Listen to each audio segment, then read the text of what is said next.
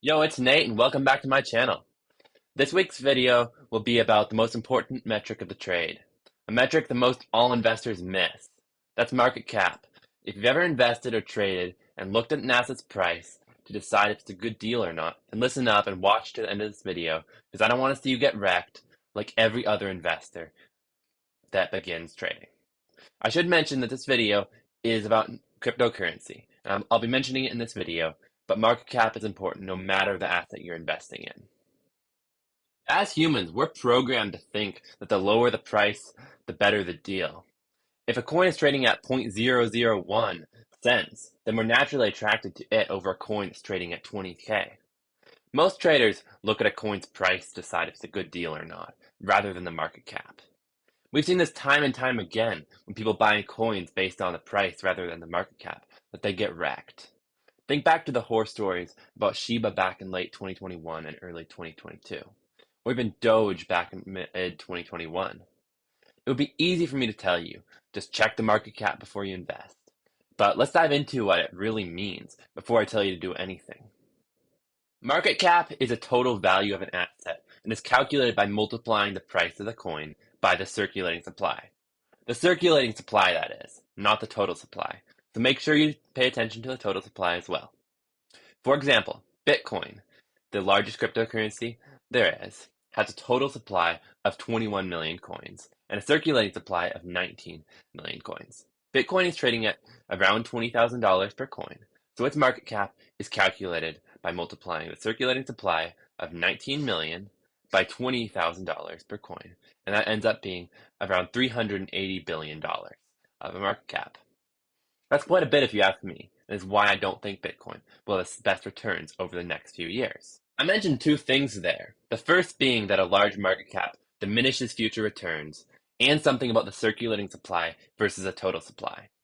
Let's start with how a large market cap diminishes potential future returns. When there's a healthy, large amount of trading, then it takes between 10 to 30% of the market cap's worth of added money to double an asset's value. With this in mind, it will take between 38 to $114 billion to double the value of Bitcoin. Billion, that's with a B. So that's an incredible amount of money just to double the price of Bitcoin.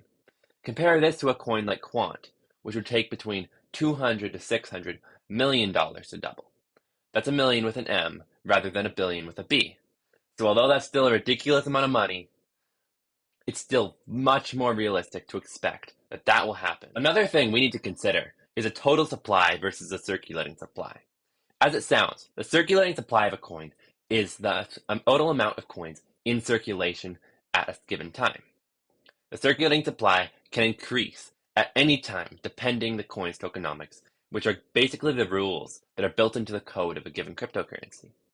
For example, the circulating supply of Bitcoin increased by 6.25 Bitcoins every 10 minutes. That's an increase of 900 Bitcoin per day.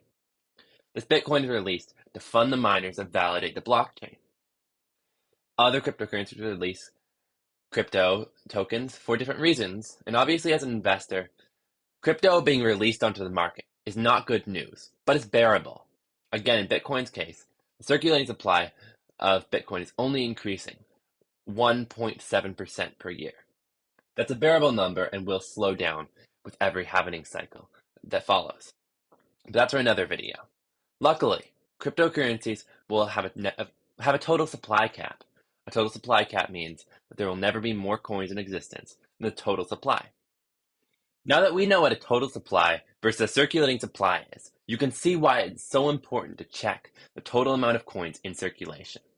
I wouldn't invest in anything that had more than 50% of the total supply waiting to be released into the circulating supply, because coins that do are going to experience far, far too much more inflation for us investors to handle. Hopefully this has cleared a few things up for you, and you're a little clearer on what market cap means and how it's calculated and how it affects your investment. Next week, I'll make a video about either explaining Bitcoin halving or a detailed explanation of what inflation really is. Make sure you have subscribed to my channel with post notifications on so you can be notified when I post these videos. Also, drop a comment down below with your questions or suggestions for me. Thank you so much for watching, and I will see you next week.